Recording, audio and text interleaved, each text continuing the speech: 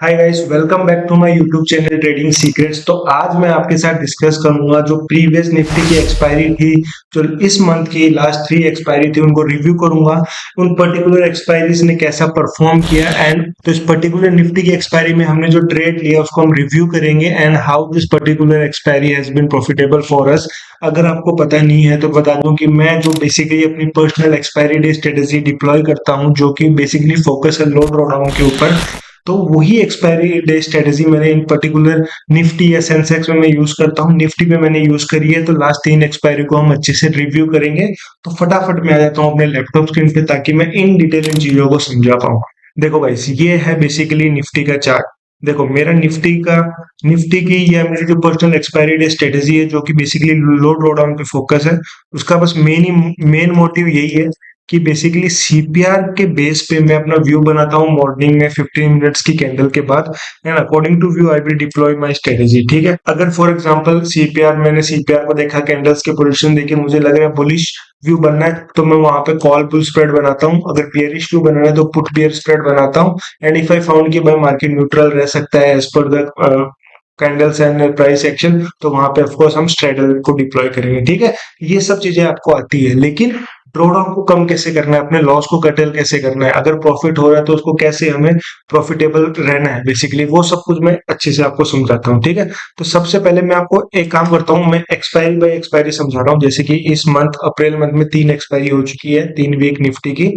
Sensex में भी use करता हूँ, लेकिन निफ्टी में बता रहा हूँ। सेंसेक्स की मैं नेक्स्ट वीडियो बना दूंगा, क्योंकि ये स्टॉक मॉक का प्लेटफॉर्म जहां पे मैं आपको सिमुलेटर के थ्रू एक्सपायरी डे स्ट्रेटेजीज को समझाऊंगा।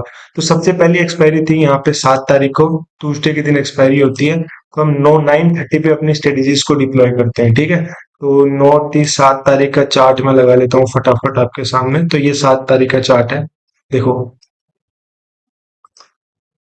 ये 7 तारीख का चार्ट है। ठीक है, एंड हमें बेसिकली फर्स्ट 50 मिनट्स की कैंडल पे ही अपना व्यू बनाना है। ठीक है, तो फर्स्ट 50 मिनट्स की कैंडल ये है, ये सीपीआर के अंदर ही क्लोज हुई। देखो भाई, सीपीआर का मेन काम क्या होता है?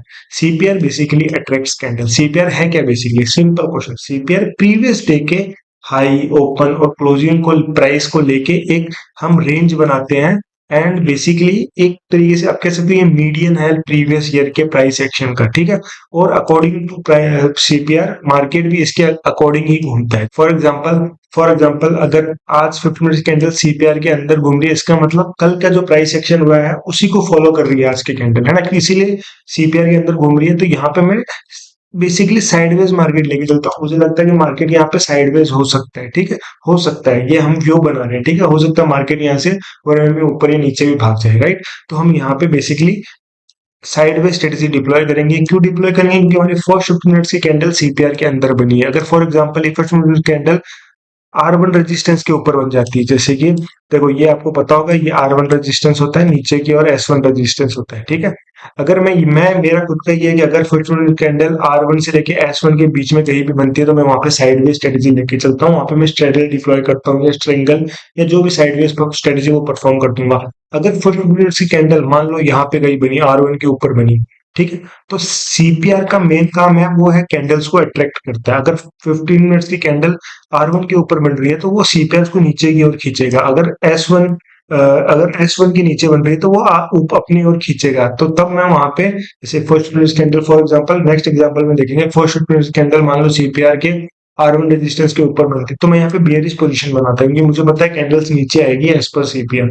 अगर यही कैंडल्स आर S1 रेजिस्टेंस के नीचे बनती है, तो मैं वहां पे बुलिश स्ट्रेटेजी परफॉर्म करता है। ठीक है, लेकिन इस पर पर्टिकुलर कंडीशन में क्या हो, फर्स्ट कैंडल यहाँ पे सीपीआर के अंदर बनी है, तो मैं वहां पे साइडवेज स्ट्रेटेजी परफॉर्म करूंगा। And always remember, sideways strategy आप परफॉर्म करते हो ना, तो ट्राई करो कि आप बेसिकली 1:30 या 2 बजे के आसपास मार्केट से एग्जिट कर दो, क्योंकि 1:30 या 2 बजे के आसपास जो यूरोपियन मार्केट खुलता है ना, वहां पे अच्छा खासा आप पैनिक देख सकते हो, और वहां पे मार्केट वन वे में जा सकता है। ठीक है, तो हाई प्रोबेबिलिटी है, मेरा बैक टेस्टिंग ये कहता है कि जब आप साइडवेज स्ट्रेटेजी परफॉर्म कर रहे हो एक्सपायरी डे के दिन, तो ट्राई टू कि 1:30 से 2 बजे के बीच में स्क्वायर ऑफ कर दो। लास्ट के 1 डेढ़ घंटा मतलब वहां पे बहुत ज्यादा गामा इफेक्ट आपको देखने को मिलेगा। ठीक है, तो बहुत अच्छा खासा आपका प्रॉफिट वेरी करेगा एंड। ठीक है, तो हम क्या करेंगे, 7 तारीख को 9:30 पे हम स्ट्रेटजी डिप्लॉय करेंगे। तो हमने एट द मनी को सेल कर दिया।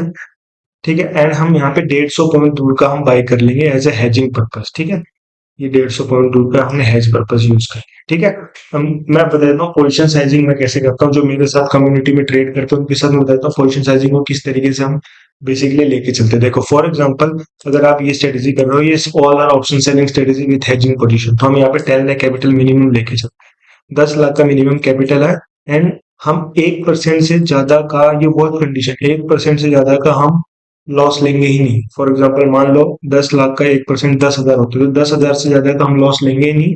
And we will try to book almost 2%, हम 1%, जितना हमारा रिस्क एपेटाइट है जो कि 1% है, तो हम यहाँ पे रिवार्ड 2 लेके चलते हैं। कहने का मतलब कि रिस्क एंड रिवार्ड 1:2 लेके चलेंगे। ठीक है, यहाँ पे 1:4 आप देख सकते हो स्ट्रेडल के दिन, तो साइडवेज मार्केट में हो सकता है अच्छा रिस्क एंड रिवार्ड नहीं। ठीक है, तो मैं क्या करता हूँ यहाँ पे, हम यहाँ पे मैंने पहले भी आपको बताया था कि हम यहाँ पे 10 लाख कैपिटल से लेके चलेंगे। ठीक है, तो हम मैं यहाँ पे लॉट साइज बढ़ा देता हूँ 1:2 के हिसाब से। तो आप देखोगे यहाँ पे मैक्सिमम लॉस यहाँ पे 7,800 है। 7,800 का लॉस है। मैक्सिमम प्रॉफिट 31,000 है। इवन 31,000 हमें चाहिए भी नहीं, हम टारगेट 2% का करते हैं। अगर हमें 1:30 बजे तक, क्योंकि मार्केट में मैंने साइडवेज पोजीशन रन करी है, अगर 1:30 बजे तक मुझे 1%, मतलब 1:30 बजे तक जो भी प्रॉफिट होगा लेके निकल जाऊंगा, जो भी लॉस होगा लेके निकल जाऊंगा।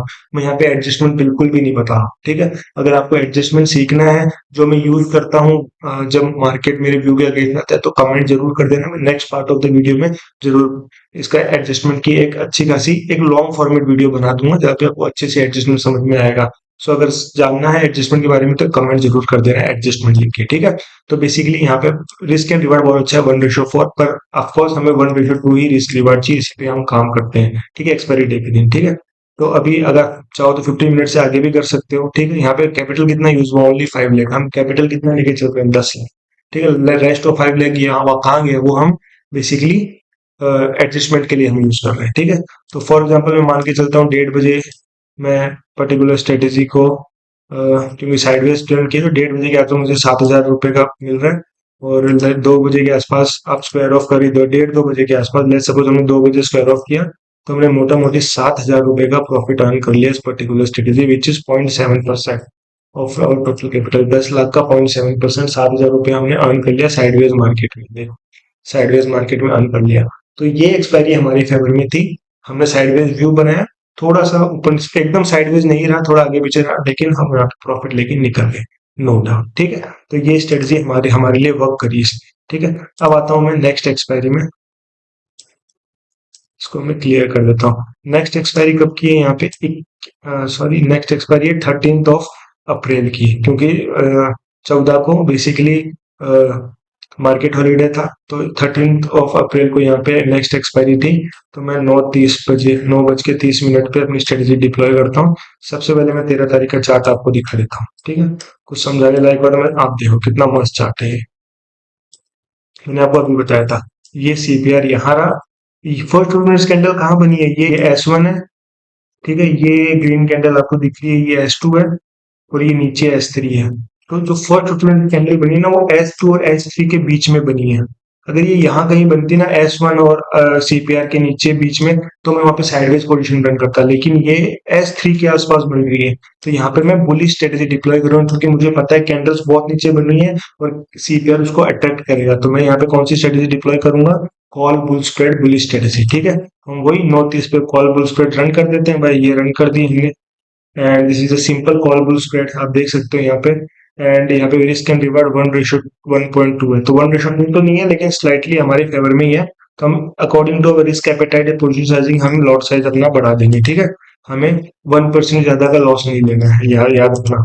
तो यहाँ पे आप देखोगे तो मैक्सिमम लॉस मुझे कितना हो रहा है, यहाँ पे मैक्सिमम लॉस मुझे 10,000 हो रहा है, और मैक्सिमम प्रॉफिट मुझे 12,000 हो रहा है। ठीक है, ठीक है, रिस्क एंड रिवार्ड तो फेवर में नहीं है, लेकिन मे बी प्रीमियम उतने हाई नहीं है, वीक्स बहुत लो है इसकी वजह से।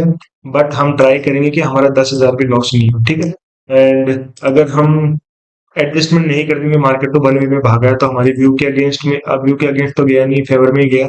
तो मैं अगर इसमें आप एंड ऑफ द डे तक देख सकते हो, अगर मार्केट में हम साइडवेज स्ट्रेटेजी डिप्लॉय नहीं कर रहे हो, तो आप 3 बजे तक मार्केट में स्क्वायर ऑफ कर सकते हो। ठीक है, तो at the end of the day हमने यहाँ पे ऑलमोस्ट 12,000 रुपीज प्रॉफिट बना लिया, क्योंकि मार्केट हमारी गिर गया था। मैंने कुछ भी एडजस्टमेंट कर ही नहीं रहा हूँ, एडजस्टमेंट के लिए नेक्स्ट पार्ट बताऊंगा। ठीक है, यहाँ पे मैं देख रहा हूँ, मैं एक व्यू बनाया उसके अकॉर्डिंग है। ठीक है, तो first on our first expiry we make 7,000, on this particular expiry we make almost 12,600। तो मोटा मोटी हमने यहाँ पे 20,000 रुपए बना लिए, which is 2% of our capital.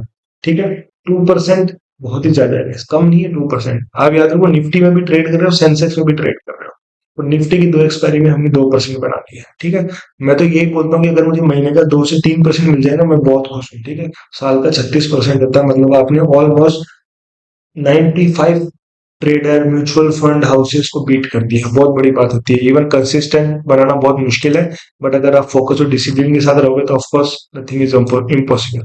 ठीक है, ये भी अच्छी एक्सपायरी थी। नेक्स्ट एक्सपायरी थी 21 तारीख की, 9:30 पे। ठीक है, वो भी देख लेते हैं किस तरीके की एक्सपायरी थी। 21 तारीख का चार्ट देख लो भाई, 21 तारीख का चार्ट देखो। ये सीपीआर है, ये यहाँ पे R1 है। ठीक है, फर्स्ट रेफरेंस कैंडल कहाँ बनी है? R1 और सीपीआर के नीचे। ये रहा R1, ये रहा सीपीआर, इनके दोनों के बीच में बनी है। तो कौन सी स्ट्रेटजी डिप्लॉय होगी यहाँ पे? साइडवेज। मैं भी आपको बताया था। अगर यही फर्स्ट रेफरेंस कैंडल यहाँ कहीं बन जाती है ना, यहाँ कहीं R1 और R2 के बीच में, तो मैं यहाँ पे बेयरिश स्ट्रेटेजी बनाता, क्योंकि सीपीआर नीचे है तो सीपीआर उसको अट्रैक्ट करेगा। लेकिन सीपीआर का यहाँ फर्स्ट रेफरेंस कैंडल कहाँ बनी? सीपीआर R1 के नीचे। तो according to my basically ideology है, मेरे स्ट्रेटेजी के अकॉर्डिंग यहाँ पे मार्केट साइडवेज रह सकता है। ठीक है, तो मैं यहाँ पे साइडवेज स्ट्रेटेजी रन कर। ठीक है, तो क्या करूंगा मैं यहाँ पे? एट द मनी, वही सिंपल। यहाँ पे विक्स बहुत लो, आप देखोगे विक्स बहुत लो हो गया। प्रीमियम भी कुछ नहीं है, लेकिन लेट्स सी हम स्ट्रेटेजी करते हैं। और 150, मतलब 150 स्ट्राइक प्राइस में जाके मैं बाय कर लूँ। ठीक है, और ये 150 स्ट्राइक प्राइस में जाके मैंने बाय कर लिया, और मैं यहाँ पे रिस्क एपेटाइट के अकॉर्डिंग अपना पोजिशन साइजिंग कर लूंगा।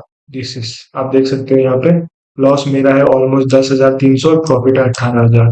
तो 1% से ज्यादा मेरा लॉस नहीं टोटल कैपिटल पे। यहाँ पे कैपिटल यूज हुआ ओनली 4.5 लाख, 4.25 लाख, 4.5 लाख।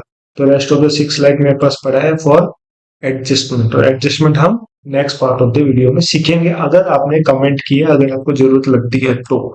ठीक है, अगर आप देखोगे भाई, ऑफकोर्स मैंने इसमें पर्टिकुलर दिन में एडजस्टमेंट किया था, लेकिन आप देखोगे मार्केट ऊपर ही और भागा है, तो मैं ऑलमोस्ट साइडवेज स्ट्रेटेजी डिप्लॉय करी है। तो 1:30 बजे के आसपास में इसको स्क्वायर ऑफ करूंगा। 1:30 2 बजे के आसपास, चलो 2 बजे भी मैंने स्क्वायर ऑफ किया, तो मुझे 1,000 रुपीज का लॉस हुआ। ठीक है, 1,000 रुपीज का लॉस हुआ। तो देख रहे हो आप, प्रॉफिट मुझे मैक्सिमम हो रहा है, लॉस के टाइम में बहुत कम लॉस हो रहा है। ठीक है, तो आप देख सकते हो। इवन मैं एंड ऑफ द डे करूंगा, तो एंड ऑफ द डे तो हमने करना ही नहीं, क्योंकि साइडवेज मार्केट में मैंने पहले ही कहा था भाई, साइडवेज मार्केट में यूरोपियन मार्केट 1:30 2 बजे के आसपास खुलता है, वहां पे अच्छा खासा मोमेंटम आ सकता है, अप साइड डाउन साइड। तो इससे अच्छा है उससे पहले निकल जाओ साइडवेज मार्केट में। ठीक है, तो ये आप देखोगे यहाँ पे पीएनएल, यहाँ पे 1,000 रुपए का लॉस हमने बुक किया है अपनी थर्ड एक्सपायरी में। First expiry was profitable, second expiry was profitable, third expiry was loss, या कह सकते हो कॉस्ट टू कॉल। तो कोई ज्यादा दिक्कत नहीं है। टोटल हमने फर्स्ट एक्सपायरी में 7,000 कुछ प्रॉफिट बनाया था, सेकंड एक्सपायरी में हमने 12,500 रुपीज के आसपास प्रॉफिट बनाया था, और इस पर्टिकुलर एक्सपायरी में हमने ऑलमोस्ट 1,000 रुपीज का लॉस किया। तो मोटा मोटी हमने यहाँ पे 19,000 रुपए का प्रॉफिट जनरेट किया in the basically last third 3 expiry, और अभी एक एक्सपायरी बाकी इस मंथ की। ठीक है, तो हमने almost 1.9% of gross return generate किया इस एक्सपायरी से। ये ग्रॉस रिटर्न के बाद डिडक्शन भी होगा, ब्रोकरेजेस, एसटीटी, वो सब, तो ऑलमोस्ट 1.5 के आसपास आएगा। लेट्स सी, मोटा मोटी मैं कह देता हूँ हमने 2% रिटर्न जनरेट किया निफ्टी की एक्सपायरी से।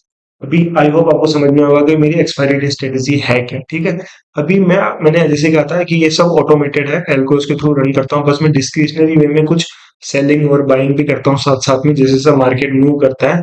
तो उसके लिए ऑफ कोर्स एंड एडजस्टमेंट के लिए ऑफ कोर्स कमेंट कर देना। And thank you for watching this particular video. And ये हर महीने में कह सकते हो कि ऐसी रिव्यू वीडियो लाता हूँ निफ्टी और सेंसेक्स में, जहाँ पे मैं अपनी एक्सपायरीज को रिव्यू करता हूँ कि उन पर्टिकुलर एक्सपायरी के दिन स्ट्रेटेजीज ने कैसा परफॉर्म किया। ठीक है, thank you for watching this video. अगर वीडियो अच्छी लगी तो वीडियो को लाइक कर देना और चैनल को सब्सक्राइब कर देना।